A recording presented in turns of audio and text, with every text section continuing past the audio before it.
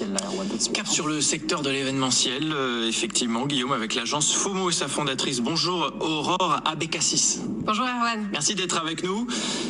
L'événementiel, c'est pas facile en ce moment. Alors écoutez, on a eu une grosse opportunité parce que ce qu'il faut dire, c'est qu'en 2020, on se dit il y a deux options, ou bien la visio ou bien le physique. Et en fait, le physique, on se rend compte que ça n'arrive pas.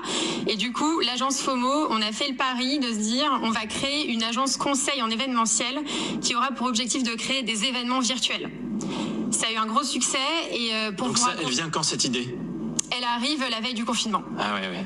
Bah là, ça tombait à pic. Ça tombait à pic et du coup, on a eu plein de clients. On est devenu le leader un peu par la force des choses. Et si je vous donne un exemple, en interne, on vient nous voir et on nous dit on veut pallier au manque d'interaction. On n'a plus de liens interstitiels. Vous savez, les liens interstitiels, c'est quand vous baladez dans les couloirs, vous rencontrez quelqu'un, il n'y a plus ça. Ouais. Et du coup, on leur dit on va vous créer un Cluedo immersif géant sous forme de calendrier de l'Avent. Tous les jours, vous avez des défis. Ça peut durer 1 semaine, 3 semaines, 4 mois. On peut aussi vous créer un marché de Noël, comme vous le voyez là. Le marché de Noël, c'est vous rentrez dans des petites maisons qui s'ouvrent petit à petit. Vous avez plein d'interactions qui se passent dans ces maisons-là. Et on garde de la cohésion comme ça. Et là, ça a séduit les plus grands, puisque vous travaillez avec LVMH, la BNP, Airbnb, Uber, Engie, déjà, je les ai pas tous cités, mais enfin, voilà, c'est bien la preuve que ça fonctionne.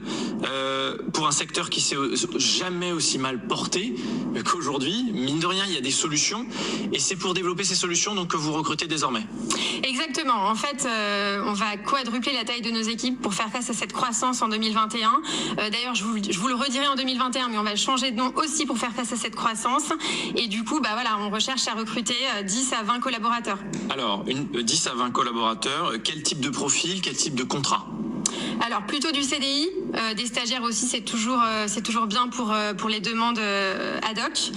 Les profils, alors, en fait, partons d'un exemple Blablacar, qu'on a signé. Et donc, concrètement, qu'est-ce qui se passe ? Moi, j'ai signé, du coup, il faut que j'ai mon bras droit qui me substitue, qui soit mon alter ego et qui soit tout le temps là pour m'aider. Et ensuite, je vais passer le relais à un chef de projet.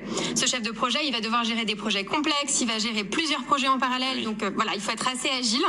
Et ensuite, il va falloir un directeur artistique, en fait. Et là, il nous faut quelqu'un de très créatif, quelqu'un qui vient des beaux-arts, de la mode, qui a ouvert des boutiques, quelqu'un vraiment qui a une expérience sensorielle. Des profils juniors, seniors, il faut avoir de l'expérience, il faut être très familier avec le digital. Alors, je pense qu'on peut pas demander ça aux gens parce que c'est tout nouveau. Et donc, surtout, il faut avoir une volonté de rupture et de mixer l'événementiel, le digital et surtout la structure.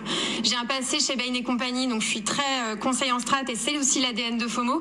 Donc, le conseil en strat est très important chez FOMO.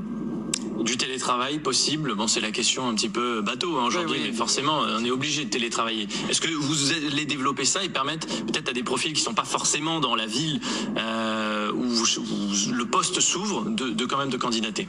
Alors en termes de lieu, on a de la chance, on est hébergé par Auditoire qui appartient à TBWA, on a beaucoup d'alliances avec eux et ça c'est top, on est hébergé dans Paris 16e et on accepte le télétravail 1 à 2 fois par jour.